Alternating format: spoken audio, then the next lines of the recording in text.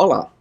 Neste vídeo, vamos entender como são estruturados os períodos que compõem uma sessão de plenário virtual. E vamos dar uma pequena introdução sobre como cada conjunto de atores pode interagir com a ferramenta em cada um desses momentos. A preparação de uma sessão virtual começa antes mesmo do seu início. Enquanto a pauta da sessão está aberta, os conselheiros e conselheiros substitutos podem realizar o agendamento de processos. 5 dias úteis antes do início da sessão, ocorre o fechamento da pauta. Após este marco, a lista de processos agendados para a sessão é fechada e os julgadores não podem mais agendar processos na pauta da sessão. Ao mesmo tempo, após o fechamento da pauta, inicia-se o período para a inclusão de sustentações orais pelos advogados e participantes do processo. Este período se encerra no momento em que a sessão virtual é iniciada. As sessões virtuais são realizadas semanalmente, com duração de 5 dias úteis. Em geral, as sessões começam às 10 horas de segunda-feira e terminam às 10 horas da sexta-feira seguinte.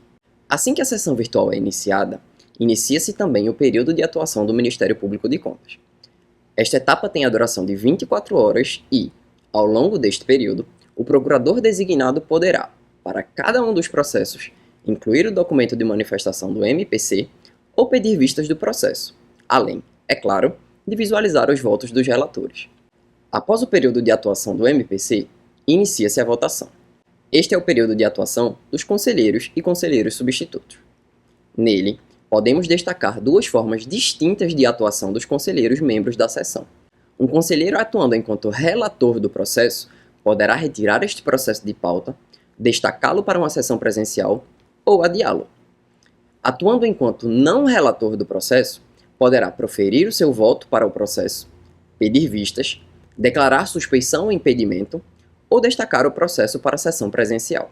Durante todo o período de duração da sessão virtual, os conselheiros membros da sessão terão disponíveis para visualização as sustentações orais incluídas nos processos, bem como as manifestações do Ministério Público de Contas. Às 10 da manhã da sexta-feira, a diretoria de plenário encerrará a sessão virtual.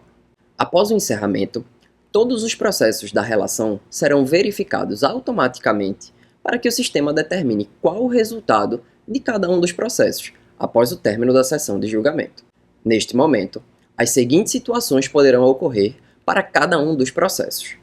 Se, ao término da sessão, houver unanimidade na votação do processo, este processo será considerado julgado.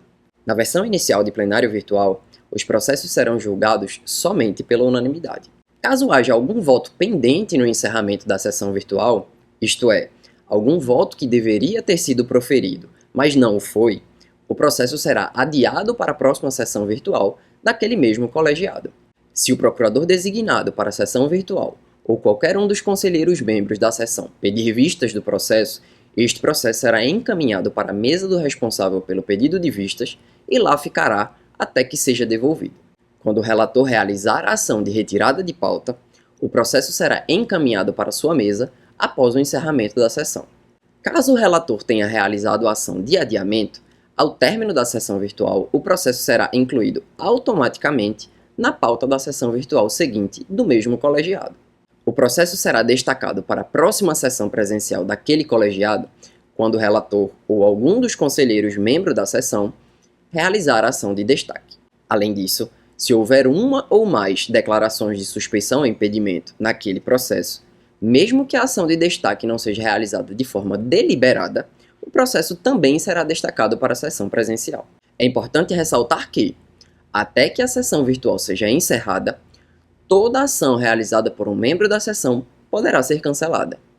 Isto significa que, caso um conselheiro tenha destacado um processo para a sessão presencial, proferido seu voto ou realizado qualquer outra ação disponível, estas ações poderão ser desfeitas até o encerramento da sessão. O mesmo ocorrerá com o procurador do MPC, que poderá substituir ou remover a manifestação incluída ou cancelar um pedido de vista solicitado. No entanto, para o procurador, este cancelamento se restringe ao seu período de atuação. Do mesmo modo, advogados e participantes de processos que incluíram sustentações orais poderão, após a inclusão, visualizá-las, substituí-las ou até mesmo removê-las. Isto será possível durante o período de atuação destes atores, o qual se encerra com o início da sessão de julgamento. Além disso, Destaco novamente que a versão inicial de plenário virtual só contemplará julgamentos pela unanimidade. Como implicação desta condição, qualquer julgador que porventura acompanhe em parte ou divirja do voto do relator do processo deverá destacar este processo para a sessão presencial. Muito obrigado e até o próximo vídeo.